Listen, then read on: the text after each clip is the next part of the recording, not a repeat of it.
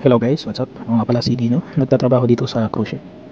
Ang topic po pala natin ngayon is paano ba ako nakapag-apply dito sa barko at ilang years ba ang work experience ko bago ako nagbarko. So ito po yung pag-uusapan natin guys. Ako nga pala ay isang baker dati sa Manila sa isang school na experience ko. Bali sa akin naman, base sa aking experience, hindi naman po nakabase kung ano yung background mo kung saan ka nagtatrabaho. As long as nasagot mo yung interview sa trabaho, base sa ina-applyan mo, may chance ka talaga makapagbarko. Yun po yung ang aking idea. Hindi po tayo nagkakaroon ng mga backer kasi sariling pagsisikap po.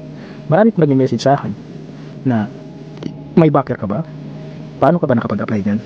Ang sagot ko po is, ang backer mo ay sarili mo at tiwala mo sa sarili mo.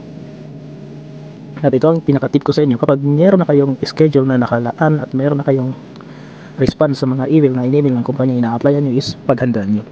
Lalo na po yung interview. Kasi bihira lang po ang nagkakatanggap ng mga ganun, na makakatanggap ng mga email kung halimbawa hindi sikat yung pinanggalingan nyo. Halimbawa ako, tulad ko, galing po ako sa isang school, baker, nagnamit ko bilang background ko, which is natanya naman ako noon, natangkap po ako.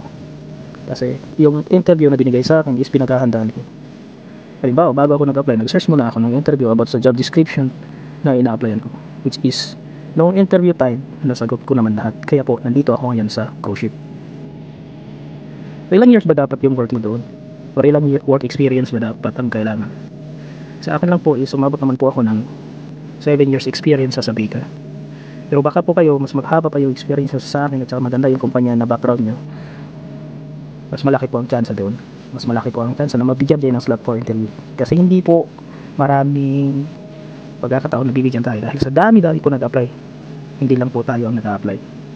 Sobrang dami po ang nag-apply. Yan ang katotohanan. Sige po, hanggang sa susunod na aking mga upload. Salamat.